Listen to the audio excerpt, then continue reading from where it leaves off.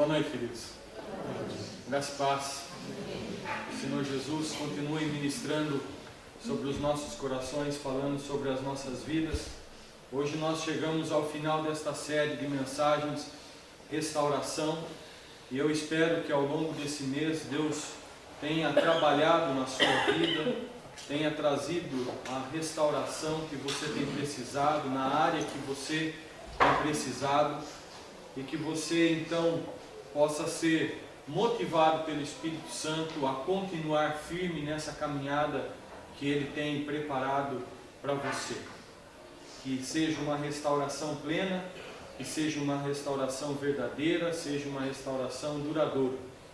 E a série do mês que vem já está pronta já também, né? Já está engatilhada. Como que é o título, o tema da série do mês que vem? Estações. Já está até publicado lá no Face lá. E nós já convidamos você a participar no mês de outubro conosco desta série, o mês Estações. Vamos aí ver diante de Deus que as nossas vidas possuem fases assim como o ciclo do ano, né? Primavera, verão, outono, inverno. Em cada momento Deus está tratando a natureza, restaurando a natureza, coisas específicas da natureza. E em cada fase das nossas vidas Deus também está trabalhando conosco. Como entramos agora na primavera, né? Igreja bonita. Obrigado às irmãs, junta diaconal, o pessoal esteve aí ajudando na decoração, fazendo aí as borboletas. E as irmãs perguntaram, quantas borboletas? Eu falei, muitas quantas? Muitas borboletas. E eu sei que trabalharam bastante para fazer borboleta aí, né? Deus abençoe a vida de vocês. Nós começamos esta mensagem no domingo passado, restauração das nossas vidas diante das frustrações. E só para a gente recapitular, que as frustrações nas nossas vidas, elas são inevitáveis, temos sonhos, projetos, idealizamos coisas e nem sempre conseguimos atingir esses objetivos, traçamos algumas rotas, mas em alguns momentos temos problemas nessas rotas e temos que achar uma rota alternativa, temos que achar uma outra saída, não era daquela maneira que nós havíamos programado, não era aquele caminho que nós imaginávamos. Sentimos diante disso que estamos abandonados, que as pessoas falham conosco, que ao longo dessa caminhada às vezes a gente fica sozinho, parece que não tem ninguém, até mesmo Deus parece que nos abandonou diante disso que a gente passa, incompreensão, não conseguimos compreender certos acontecimentos, o porquê certas coisas acontecem conosco, porquê alguns eventos acontecem sobre a nossa vida, eventos que aparentemente são desastrosos, caem sobre a nossa cabeça e a gente não sabe nem para onde correr, por que aquilo está acontecendo, por que daquela maneira, por que naquela situação. Então, o Espírito Santo de Deus nos propôs a reflexão sobre a história de José do Egito, onde nós podemos ver uma história aí marcada por sonhos, marcadas por frustrações, marcada por momentos de vitórias. E nós começamos olhando para esse momento da vida do José do Egito. Dissemos então no domingo passado, para aqueles que já caminham dentro de uma igreja, aqueles que conhecem a história de José do Egito, o problema é que você já sabe o final da história. E isso acaba contaminando a sua leitura, a sua visão. Você já fica tentando até imaginar o que é que o pastor vai pregar. E o que é, para onde é que esse negócio vai caminhar. Vimos que José, ele tem um sonho. Ele não consegue entender direito esse sonho. Difícil, nem tudo a gente consegue entender. Mas Deus tinha um propósito para a vida de José. Assim como Deus tem um propósito para a minha vida e para a sua. E Deus tem um propósito em tudo o que nós vivemos, em tudo o que nós passamos, em tudo o que acontece conosco. E o sonho de José então levava ele a essa ideia, né, de uma coisa legal, um negócio bacana, né? Quem não achou muito legal e bacana foram os irmãos dele. E em algum momento o pai, né, que não acharam muito bacana. Porque nesse sonho José está sendo colocado numa posição de destaque diante dos seus irmãos, e os irmãos ali o servindo. É difícil compreender isso. Os fatos que a gente está vivenciando é difícil de ser compreendido. Quando nós estamos a caminho, não dá para a gente entender tudo o que está acontecendo. Então, nós dissemos que os fatos presentes não nos permitem uma clara compreensão do futuro. Você olha para o presente, você olha para o que está acontecendo no momento, e você não consegue compreender aonde é que isso vai dar na sua vida. E você tenta adivinhar aonde vai dar. Você tenta, criar aquela figura da onde isso vai dar. Não temos como prever a nossa história. Sabemos que Deus tem um propósito, mas não conseguimos prever essa história. E aí você quer prever. Você quer adivinhar o futuro. Você quer, não é? Para aqueles que são crentes, que crente é um negócio maravilhoso, né? Ele pega a Bíblia e fala, vou abrir a Bíblia aqui para ver o que Deus fala. E bota o dedo, né? E aí você acha que Deus vai estar falando com você desse jeito. Aí você vai abrir lá e Judas se enforcou. Opa, peraí, essa aí não é para mim. Aí você fecha, abre de novo o texto, vai e faz o mesmo. Aí pronto. Será que é para mim ou não é? Não é? Eu quero prever esse futuro que eu não tenho. É impossível ter o controle do desenvolvimento e o desfecho da história da nossa vida. E com isso é difícil nós então entendermos o propósito de Deus, aquilo que Deus tem feito em nós e por nós. Só quando a gente chega lá no final é que a gente vai conseguir compreender o que é que Deus está fazendo. Então a grande tônica da mensagem do domingo passado foi essa. Tudo o que está acontecendo na sua vida está debaixo do poder de Deus, da autoridade de Deus. Deus sabe de todas as coisas. Todas as coisas que estão acontecendo na sua vida estão cooperando para o seu bem. Embora você não compreenda, embora você não entenda, embora você queira adivinhar o futuro, embora aquilo que está acontecendo com você, você fala, mas como que isso aí vai dar certo? Como que isso pode ser algo de Deus para a minha vida? Mas uma coisa é certa. Deus está nos conduzindo para sermos vencedores. Deus está nos conduzindo em todas estas coisas, em tudo que nós temos passado, em tudo que nós temos vivido. Deus está cooperando para o nosso bem, para o nosso crescimento, o nosso amadurecimento, e está fazendo com que essas coisas trabalhem em nosso coração e nos tornem mais do que vencedores. Você já viu alguém vencer sem ter uma competição, sem ter um problema, sem ter um obstáculo? Como que você quer ser um vencedor sem problema? Não tem ressurreição sem cruz, irmão. Já pararam para prestar atenção nisso? Jesus só pode ser ressuscitado porque ele morreu. Não tem ressurreição sem cruz. Não tem vitória sem luta. Não tem. Não tem como eu e você, nós fugirmos disso. Então, olhamos mais uma vez para a história de José e percebemos que a história de José é uma história cheia de irregularidades. Não é uma linha contínua, não é um negócio. Existem muitos acidentes no percurso, existem muitos problemas no percurso. José então tem aquele sonho, onde o sonho mostra aquele propósito de Deus para a vida dele, e aí então ele conta para os irmãos pegam ele, jogam ele lá no buraco, né? Primeiro quer matá-lo, aí, olha que loucura, eu tenho um sonho que meus irmãos vão se prostrar aqui e tal, diante de mim, e agora ele chega lá para ir junto com os irmãos no campo, o pessoal olha e fala assim, filhinho do papai, e José era o filhinho do papai, né? Olha lá o filhinho do papai, bonitão, está vindo lá com a capinha dele, né? Que a capa de José era diferenciada, né? Parecia macaco Armani, um negócio assim, show de bola, né? Não usava qualquer capa não. Olha lá, já está vindo um sonhador lá. E aí quando ele se vê, ele está dentro de um buraco, os irmãos querendo tirar a vida dele. Caramba, que propósito é esse? Que iniciou com um sonho tão lindo e bonito e agora estou dentro de um buraco. Gênesis 37, verso 28. Não é o meu, eu nem trouxe. Esse barulho é do Zap Zap aí.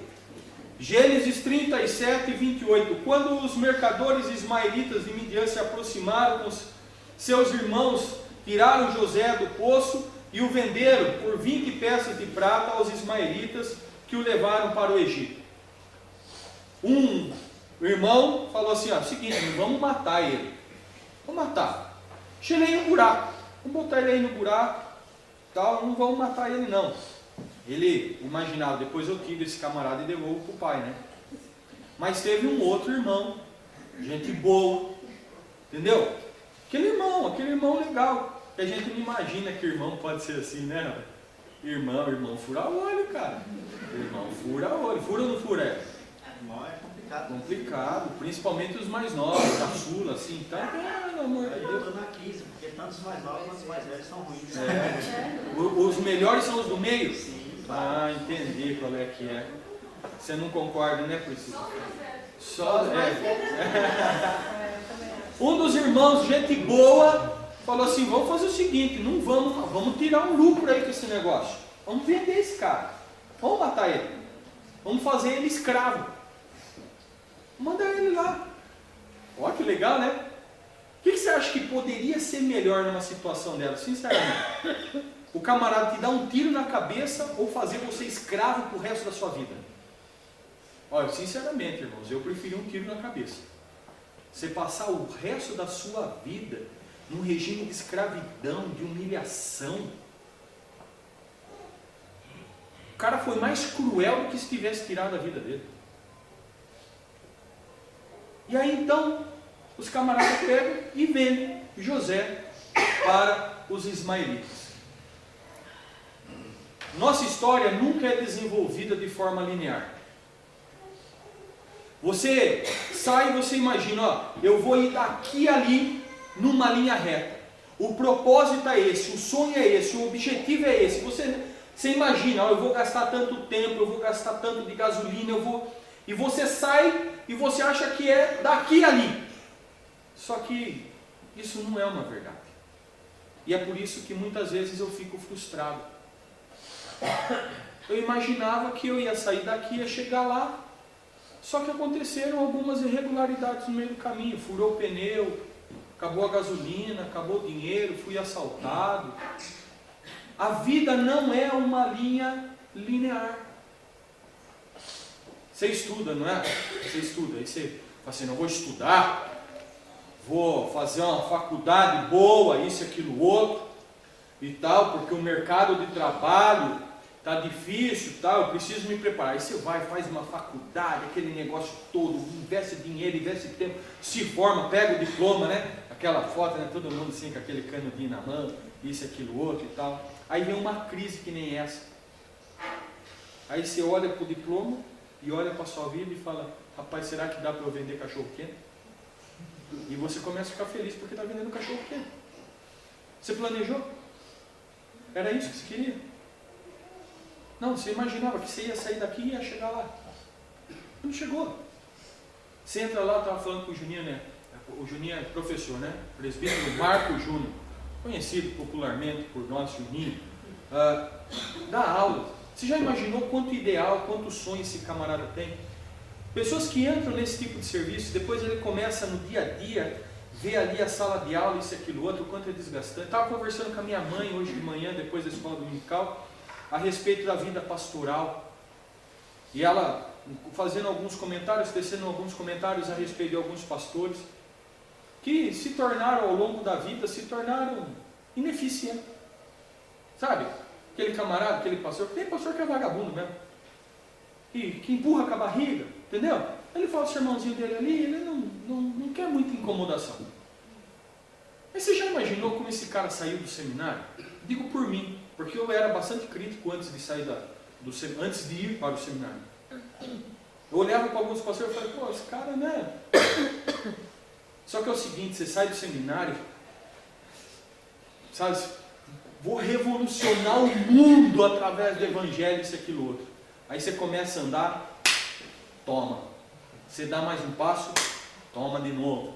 Aí você faz mais uma coisa, toma de novo. Aí começa a frouxar os dedos na boca, sabe? Que você fica meio falando fofo. Aí o quê? Aí faz uma chapa. Você pode contratar um dentista aí. Tem dentista aqui hoje ou não? Não? Só de prótese nem vou perguntar, que vai sair tapa para ver quem é que vai fazer. Aí esse camarada chega lá na frente e eu estou olhando para esse pastor lá na frente. Esse cara está desanimado, esse cara está frustrado, ele está abatido, ele está acabado. E aí você olha para esse cara agora, já mais velhão, fala, pô, que pastor não sei o que tem, mequetrefe, isso, aquilo, outro. Aí ele foi se tornando mequetrefe ao longo da vida, ao longo do ministério. Assim sou eu, são vocês. A gente sonha, idealiza, mas a vida não é linear. As coisas nos frustram. Nos frustramos por imaginarmos que sempre nos irá tudo bem. A gente não imagina? Para quem é casado, né? Quem é que entra para o casamento, começa a namorar isso aqui, e fala assim, não, eu quero casar, porque é o seguinte, eu quero brigar todo dia. Eu quero ter discussão lá, eu quero brigar com meu marido porque largou a cueca jogada no chão, eu quero entrar para o casamento porque eu quero ver o bicho pegar. Alguém entra desse jeito no casamento? Ah, não entra, né? Pelo contrário, às vezes você nem leva em consideração que isso vai acontecer, né? É que você fica lá, ai, amor, isso, aquilo, outro, né? Meu príncipe, minha princesa, meu gatinho, minha gatinha. Depois do tempo vai mudando os bichos, né? De gatinho vai para onça, né? Elefante, seu jumento, seu bode, seu cavalo, vai mudando os bichos com o passar do tempo, né? E aí você olha para a lua e fala, olha que lua linda, isso, aquilo, outro e tal. Depois você nem a lua enxerga mais. Você entra para o casamento desse jeito? Não entra. Você espera que vai ir tudo bem, né? É aquela ideia do conto de fada, de viver felizes para sempre. Só que não, rapaz. Né? Ninguém conta lá o segundo episódio lá, o depois lá, a Branca de Neve, que ficou gorda, flácida, não é? O príncipe que ficou barrigudo, não é isso? Ninguém conta essa parte. Você se frustra porque você imagina que vai ir tudo bem, que a linha é reta, que não vai ter problemas. Mas espera aí, vai ter problemas. Não analisamos os riscos, não prevemos os contratempos, não agimos preventivamente, não nos preparamos para a tempestade. A gente não se prepara. É a teologia do Zeca Pagodinho. Deixa a vida me levar, vida leva eu. Deixa a vida me levar, vida leva eu.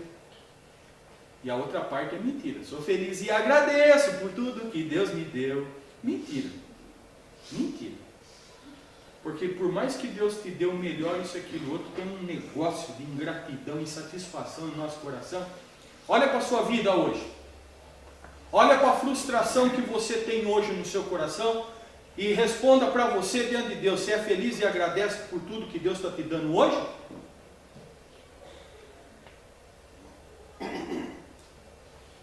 Você não conta com o risco, você não conta com o imprevisto, com o problema, isso, aquilo, outro e tudo mais.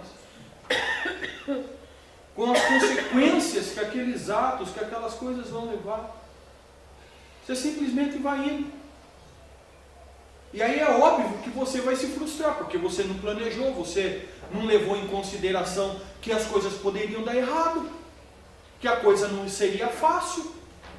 Você ficou lá, ó, que coisa linda, bela e maravilhosa. E aí a coisa não é linda, bela e maravilhosa. Tem contratempo. E aí você quer sair correndo. Aí você quer abandonar. Quer chutar tudo para o alto. Que vai adiantar? Vai adiantar? Você joga tudo para o alto, sabe o que vai acontecer depois que você jogar tudo para o alto? O que vai acontecer? Você vai ter que catar tudo de novo. Porque ninguém vai pegar para você, filho. Ninguém vai pegar. Ah, estou cansado, vou chutar o pau da barraca. Chuta o pau da barraca, onde que ela vai cair? Na sua cabeça. Não vai adiantar. Não vai adiantar. Nossa vida é marcada por altos e baixos, por irregularidades, por momentos bons, momentos ruins. situações mais fáceis, outras mais difíceis. Somente quando no futuro olhamos para as frustrações do passado encontraremos sentido para tudo o que vivemos. Quando eu chego no futuro, eu olho para o passado, eu consigo entender certas coisas do porquê é que Deus trilhou naquela direção. Por que é que Deus, em alguns momentos, não atendeu aquilo que você pediu, ou não atendeu na hora que você pediu, não fez do jeito que você queria? Só quando você chegar lá na frente. No momento em que você está passando, você acha que ali dentro da cisterna, sendo vendido, imagine comigo, José dentro lá do trailer dos ismaelitas, sendo levado para ser vendido no Egito, isso, aquilo, outro. Você acha que esse camarada conseguia entender o que estava acontecendo com ele? Será que ele conseguia visualizar o que estava acontecendo com ele? Quantas situações nós já passamos na nossa história, na nossa vida, coisas que nós não compreendemos, não entendemos o porquê, questionamos Deus, ficamos bravos com Deus, murmuramos, xingamos e tal. E aí depois chega lá na frente, você para, você olha e fala assim, cara, que Deus tremendo e maravilhoso, que Deus bom. Nunca aconteceu isso com você? Fazer igual, dormir mais cedo. Sim ou não? Nunca aconteceu isso com você? Mas na hora dava para entender? Não dava. Soren Kierkegaard diz assim, a vida só pode ser compreendida olhando-se para trás. Eu só posso compreender a história da minha vida, eu só posso entender a história da minha vida, entender o porquê passei por certas coisas, porquê certas situações foram permitidas na minha história quando eu olho para trás. O problema é que eu não posso passar a vida toda olhando para trás. Mas só pode ser vivida, a vida só pode ser vivida olhando para frente. Vocês lembram lá da outra mensagem de Lamentações de Jeremias? Quero trazer à memória o que ainda me pode trazer esperança. E ele começa dizendo uma coisa, olha, eu não posso esquecer, eu não quero esquecer da dor, do sofrimento, do lamento, do gemido que eu tenho. Eu não posso esquecer, eu tenho que olhar para o passado. Olha para o seu passado, o que é que o seu passado vai te mostrar?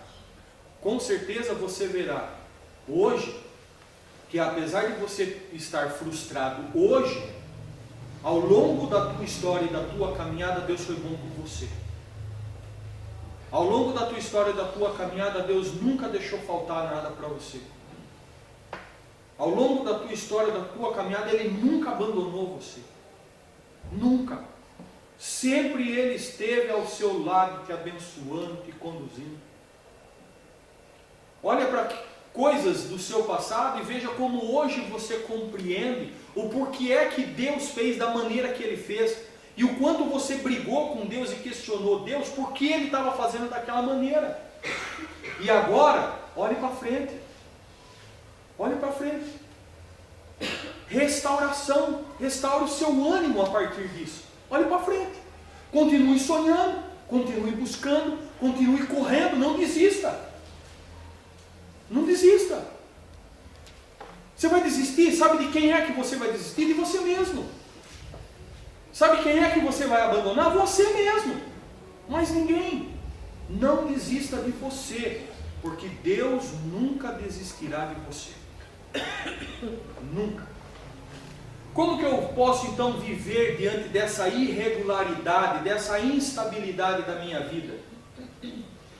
Mateus capítulo 7, verso 24 e 25 diz assim: portanto, quem ouve estas minhas palavras e as pratica é como um homem prudente que construiu a sua casa sobre a rocha. Como eu posso viver diante das irregularidades da minha vida? Construa. Jesus está falando aqui, trazendo essa questão metafórica da construção da casa, fazendo uma analogia, aí, uma comparação com a nossa vida. Construa a sua vida, construa a sua história, construa os teus sonhos, construa os propósitos sobre a rocha. O que é a rocha, querido? Jesus. Construa sobre o alicerce que é Cristo Jesus. Estabeleça o seu coração sobre aquilo que pode te sustentar, Te sustentar quando? Quando? Sempre. Em todos os momentos. E principalmente quando cair a chuva, transbordarem os rios, soprarem os ventos e derem contra aquela casa. Porque você vai levar sal, vai cair chuva, vai transbordar os rios, os ventos vão soprar e vai dar contra a tua casa, contra a tua vida. Aqui não tem muito disso, lá no sul acontece com mais frequência. E quando tem alguma coisinha aqui também, assim é um negócio muito, muito simplinho o que acontece aqui. O que a gente chama de viração lá. Lembra das virações? Lembra? Bate-me no ano. Pelo amor de Deus. Lembra, Ivete? Lembra? Lembra dela? Não? Já faz muito tempo que está aqui. As viração. Gente, você está assim do nada, isso, aquilo, outro. De repente o tempo vira assim, ó. Mas vira de arrancar toco do meio do asfalto. Eu lembro uma viração que eu peguei assim, começou chuva de pedra lá, granizo, isso, aquilo, de gelo, isso, aquilo, outro. Eu estava, a hora que começou, eu com o carro para ir embora para casa. Porque se pega na lataria, meu amigo, é um estrago tremendo. Um senhor na minha frente, caiu uma bolota desse tamanho no meio da testa dele, rachou no meio da rua. A viração pega. Tem, não é, Matos? Lá no Paraná também tem bastante viração. Né? Aquele lugar lá. Vai vir viração sobre a sua vida. E quem sabe hoje você possa estar vivendo um tempo de viração. E você está frustrado por causa disso. Só que perceba que Deus está falando aqui, vai vir. Vai vir. A vida é irregular. O clima, o tempo vai mudar. Construa a sua vida alicerçada sobre a rocha, sobre Cristo Jesus. Mediante o quê? Através do quê? A partir da sua palavra. É quando você ouve a palavra de Deus e não é simplesmente, meramente um ouvinte. Você vem aqui, ouve um negócio, aquele negócio todo, né? Bota a roupinha de ver Deus, isso e aquilo, mas você sai daqui do mesmo jeito, você continua vivendo da mesma maneira. Entendeu? Está vivendo da mesma maneira. Ouve a palavra e faz o quê? Pratica. Esse camarada é o quê? Prudente.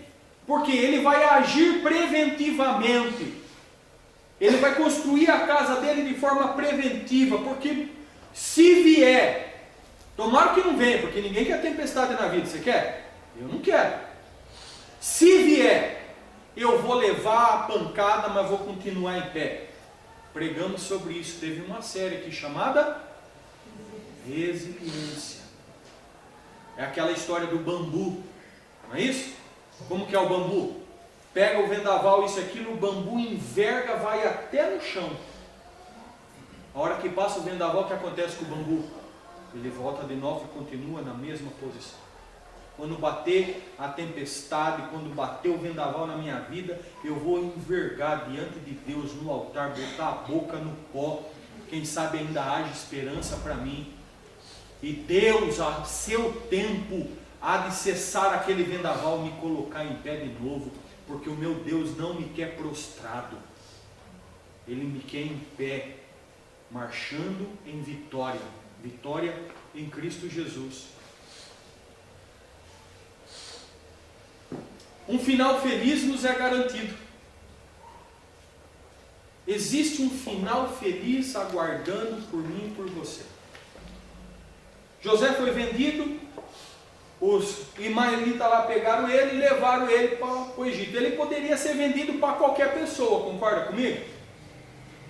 Podia ser vendido para qualquer pessoa. Mas olha só o que diz o capítulo 39, verso 1 e 2. José havia sido levado para o Egito, onde o egípcio Potifar,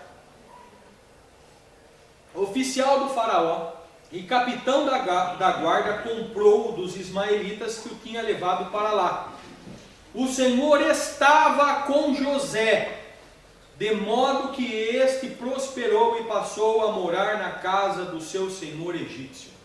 Olha só, o cara sonhou, foi vendido como escravo, chega lá no Egito, isso e aquilo outro, e o texto diz, e o Senhor estava com José.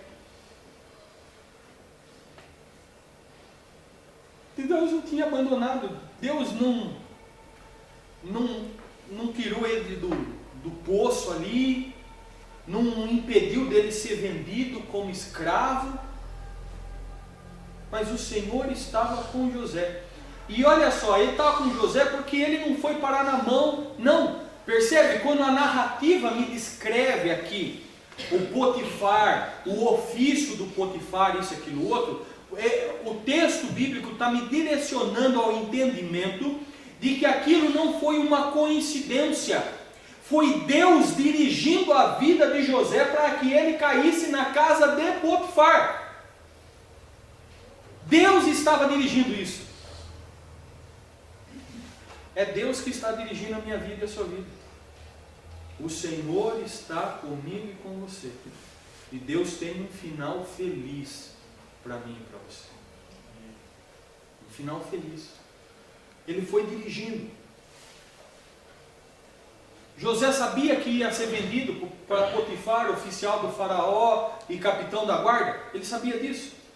Dava para ele prever isso. Dava para imaginar o que é que seria, onde é que ele iria trabalhar ali como escravo. Não tinha como. Eu não sei como que é a minha vida, o que vai acontecer com a minha vida, a minha história.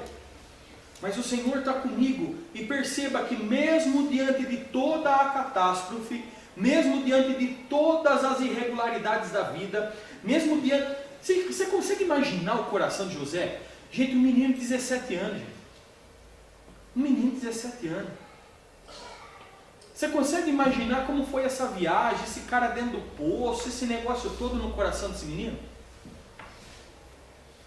Não dava para entender nada disso. Entender que tem um final feliz. E aqui não é sublimação não, viu gente? Porque às vezes a gente usa o Evangelho como AS. Sabe AS? Remedinho AS? Às vezes as pessoas usam o Evangelho e falam, não, nessa vida eu tenho uma vida miserável, mas eu tenho um lugar lá no céu, aleluia. Para! O que Deus tem preparado para mim, eu já começo a viver agora. Porque eu já vivo a eternidade com Cristo. Existe um momento temporal que eu estarei lá, mas a eternidade já existe. O céu é aqui. Se eu vivo com Cristo, se eu estou com Cristo, as bênçãos de Deus sobre mim e a minha família não é um evento futuro, é um evento presente, é agora. O que Deus tem preparado para mim já chegou, não na sua plenitude, mas já chegou. E eu posso desfrutar da graça, do amor, da bênção de Deus sobre a minha vida. A gente se frustra porque muitas vezes nós criamos uma expectativa irreal acerca da presença de Deus na nossa história. A gente não consegue entender muito bem esse negócio de presença de Deus. A gente consegue imaginar a presença de Deus porque tudo me vai bem. Porque o negócio está indo de vento e popa. Oh, glória a Deus, aleluia. Oh, como que é? Oh, Deus maravilhoso. E tá tudo indo bem, entendeu? O negócio está, show de bola. Deus está comigo, Deus é bom demais, isso, aquilo, outro. E aí eu imagino que isso é a presença de Deus.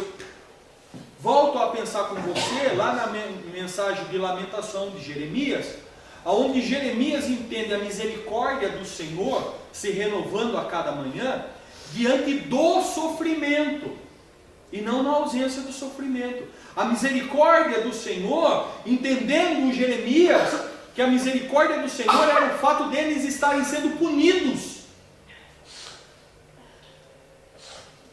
Fantástico a palavra de Deus. As misericórdias do Senhor não têm fim. Dentro do contexto de quem está levando tapa na cara.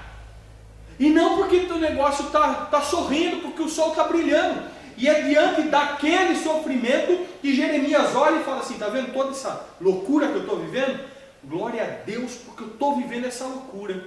Porque Deus está fazendo essa loucura na minha vida para mudar a minha história. Porque Ele não me quer ver mais dentro dessa situação, é por isso que Ele está limpando, é por isso que Ele está punindo, é por isso que Ele está chamando minha atenção, é por isso que Ele está me corrigindo.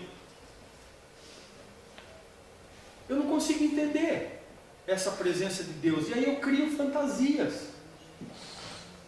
E às vezes eu sou até ensinado por um evangelho tosco que a gente tem aí, que crente não fica doente, crente não tem problema, não é?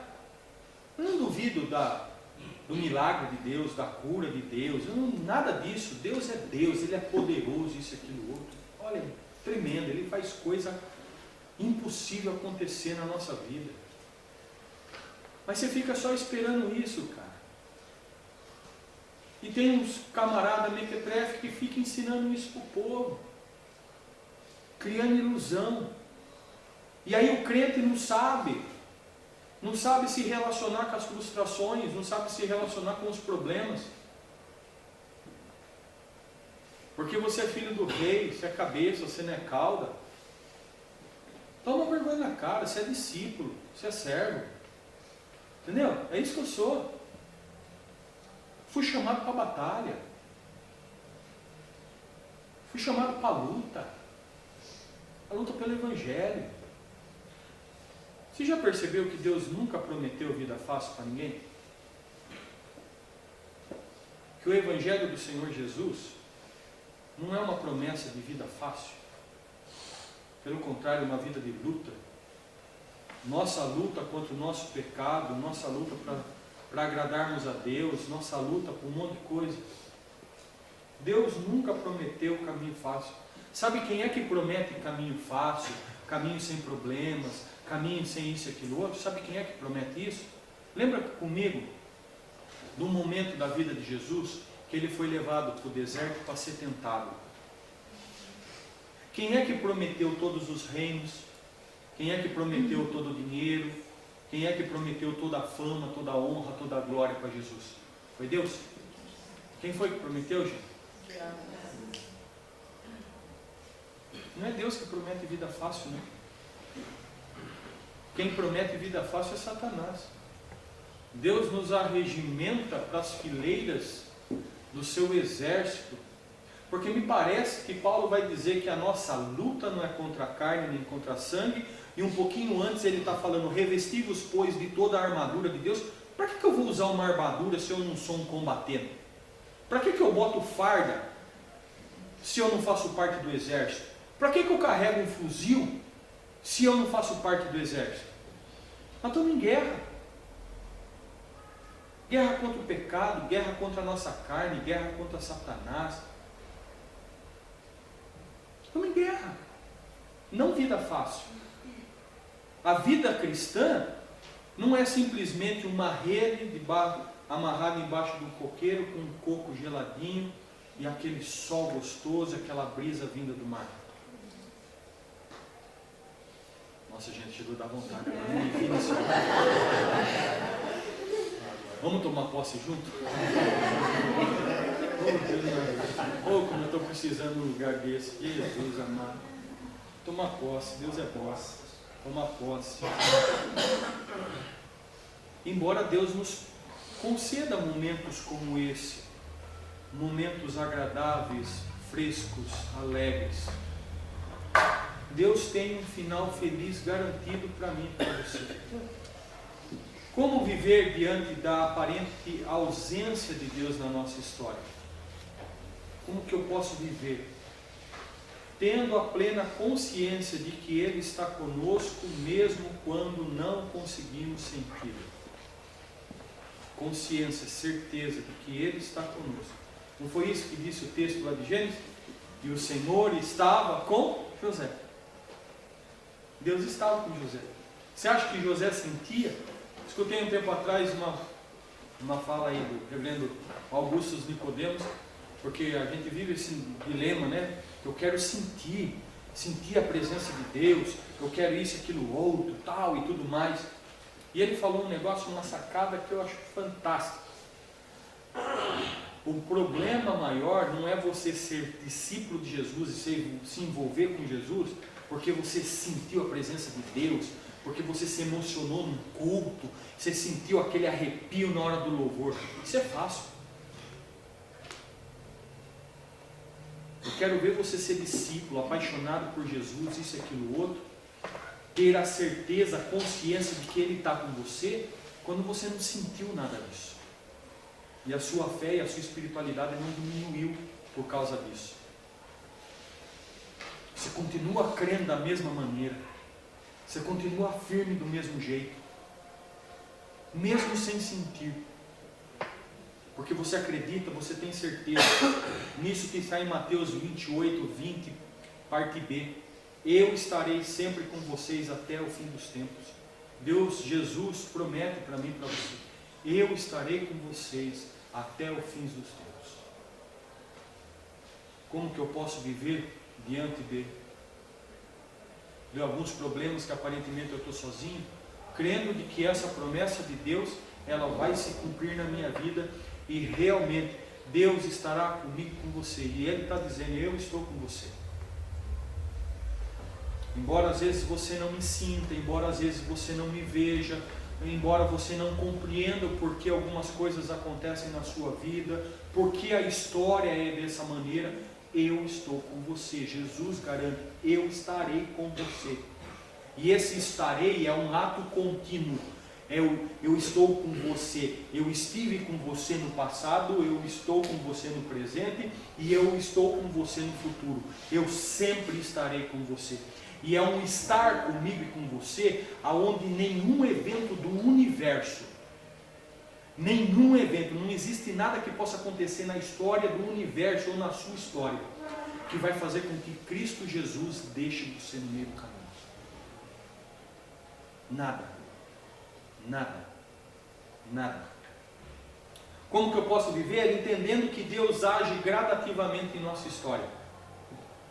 A gente imagina que Deus simplesmente vai fazer as coisas sempre assim, né? Ó, num passe de mágica. Que a gente pede hoje, recebe amanhã. Que o negócio foi aqui, recebeu lá. E não é assim que Deus trabalha. Ele trabalha de forma gradativa ao tempo que nós vamos andando. Porque Deus nos abençoa a partir do nosso movimento. Quando eu me movimento na direção dele, eu recebo a bênção dele. E nesse agir de Deus, nem sempre ele vai chegar para você de forma clara e estampada diante dos teus olhos.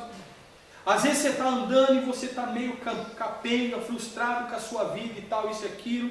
E de vez em quando algum evento na tua história, alguma coisa acontece na sua história, a intervenção de Deus se mostra mais claramente, como se Deus estivesse dando um toque no teu ombro. Ele dá um toque no teu ombro, para você olhar para trás e ele fala assim, eu estou aqui. Gradativamente Deus vai fazendo isso comigo, com você.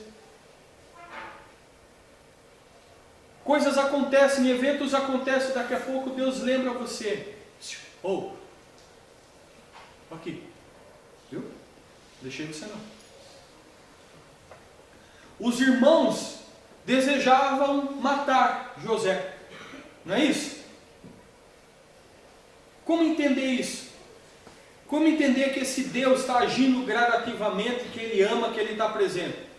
Os irmãos intentaram matar a vida de José. E José lá na frente fala para os irmãos, o mal que intentaste contra mim, Deus transformou em bênção. Os caras queriam o mal dele mesmo. Deus o livra permitindo que fosse vendido como escravo. Olha como é que Deus age para livrar José da morte. Será que ele conseguia compreender isso lá atrás? Não. Na hora que ele estava passando por aquilo? Não.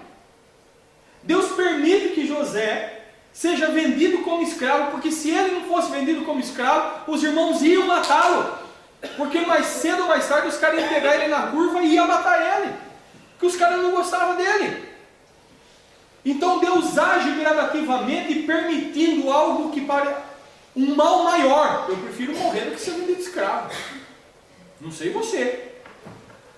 Deus permite algo que pior ainda, para livrar José. Mas não dava para entender isso lá atrás. O camarada chega na casa de Potifar, E está lá fazendo negócio, isso, aquilo, outro, gurizão, né? 17, 18 anos, bonitão, isso, aquilo, outro. Não sei a idade de Potifar. A palavra de Deus não diz. Mas a mulher, acho que ou era da pá virada ou não se dava muito bem com ele. E ela, ó, gurizão novo, coisa linda, já quis, né? Quis levar ele para a cama. E José não quis. Não vou fazer isso e tal, isso, aquilo, outro. E a mulher ficou despeitada. Não é despeitada, é complicado, rapaz. Não pode deixar mais assim, não. A mulher ficou louca de raiva, rasgou a roupa toda e saiu correndo gritando que ele tinha abusado dela. Dava para entender isso? A mulher de Potifar quer destruir a vida dele. Deus livra a vida dele, permitindo que ele fosse levado para a prisão. O cara olha e fala, puxa vida, agora eu vou para a prisão. Já não basta eu ser escravo, eu vou para a prisão, acusado de uma coisa que eu não fiz. Mas o que você acha que ia acontecer com José se ele não fosse mandado para a prisão? Você acha que Potifar... não sei que fosse corno assumido. Não sei. A Bíblia não me diz. Como esse cara chega lá na prisão e fala, agora eu estou aqui na prisão. Que loucura! Eu tenho sonhos que os meus irmãos e o pessoal vai tudo ali se reverenciar diante de mim e eu vou ser o cara, e agora eu sou o cara, preso. E os meus irmãos estão tudo lá, curtindo a vida numa boa. E eu aqui, na prisão.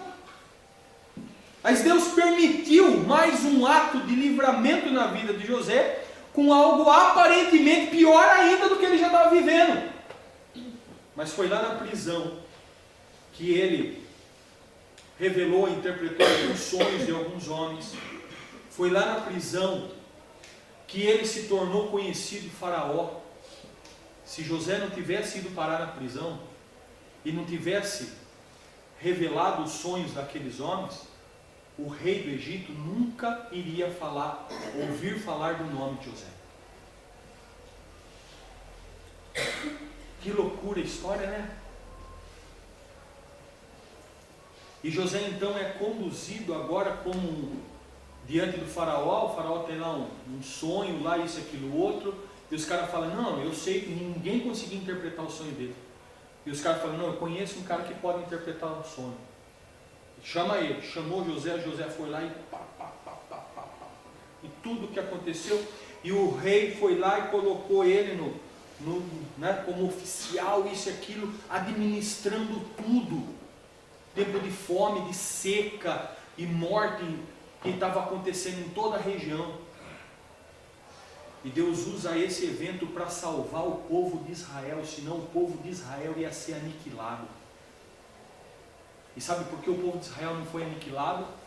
Porque José sonhou, porque José foi jogado numa cisterna e os irmãos quiseram matar ele, porque José foi vendido para o Egito, porque ele chega no Egito, a mulher se atraca com ele lá e mente, e ele vai parar na prisão, e tudo isso para ele chegar na presença do rei, e ele pudesse então ali ser instrumento de Deus para salvar o povo de Israel. Aonde é que Deus está conduzindo a sua história, a sua vida? Porque Deus tem um final feliz para você. Aonde é que Ele está te conduzindo? Aonde é que Ele quer te levar? Porque é que certas coisas Ele tem permitido sobre a sua vida? Gênesis 50, 20. Vocês planejaram mal contra mim, mas Deus o tornou em bem, para que hoje fosse preservada a vida de muitos. Gradativamente Deus vai agindo na história de José, em meio a sonhos, frustrações e vitórias. E vitória não só para ele, mas para todo o povo. Vitória não só para ele, mas muita gente foi abençoada porque José estava ali e tinha feito um planejamento a respeito da comida. Muita gente deixou de morrer. porque José um dia teve um sonho, porque José um dia sofreu tentativa de morte, porque José um dia foi vendido como escravo, foi acusado de uma coisa que ele não tinha culpa. Onde é que Deus está conduzindo você? Por que é que Deus permitiu algumas coisas na sua história até aqui? Será porque Deus é um Deus sádico, que está só olhando de lá de cima, vendo você se dar mal? Certamente que não. Uma certeza podemos ter em nossos corações: Deus tem um final vitorioso preparado para as nossas vidas. E Ele quer que você saia daqui crendo que existe um final vitorioso para você. Que hoje pode haver choro, pode haver dor, pode haver incompreensão, frustração, você não entender nada do que está acontecendo com você e por quê, e isso está maltratando o teu coração, te fazendo perder noite de sono, te deixando angustiado. Apocalipse 21, verso 4 diz: Ele enxugará dos teus olhos toda a lágrima, não haverá mais morte, nem tristeza, nem choro, nem dor, pois a antiga ordem já passou. Há um dia de vitória, preparado para mim e para você, aonde toda a lágrima que você tem derramado será enxugada pelo próprio Jesus Cristo, aonde toda a dor que você hoje sente não haverá mais, toda a tristeza que se abate sobre o seu coração não existirá mais. Creia que existe um tempo de um final feliz garantido para você. Não desanime. Continue crendo que Deus está com você. Eu não sei como será o desdobramento da sua história nos próximos anos. Eu não sei se Deus vai restaurar seu casamento. Eu não sei se Deus vai curar você das suas enfermidades. Eu não sei se Deus vai te dar emprego. Eu não sei o que é que vai acontecer na sua história. Eu não sei como isso tudo vai se desdobrar ao longo dessa caminhada, mas uma coisa eu tenho a mais plena convicção. Tenho a mais plena convicção, que apesar de eu não saber o desfecho da sua história, como será o desenrolar dessa história, no final vai dar tudo certo. No final vai dar tudo certo, porque Deus ama muito você. Você é amado por Deus. É por isso que Jesus Cristo veio ao mundo para morrer no seu lugar. Eu quero que ao longo dessa semana você lembre, diante das suas frustrações, que Deus está dizendo para você: vai dar tudo certo. Vai dar tudo certo. Porque eu amo você. Vai dar tudo certo. Diante das frustrações, confie nos propósitos de Deus para a sua vida. Confia que Ele tem bons propósitos para você. Diante das frustrações, construa a sua história sobre o alicerce da cruz. Construa a sua história sobre aquilo que é de Cristo. Diante das frustrações, tenha consciência da presença constante de Deus na sua história. Diante das frustrações, creia de todo o vosso coração que no final vai dar tudo certo. Que o Senhor nos abençoe e nos guarde, e que os nossos corações sejam motivados diante dele, porque vai dar tudo certo.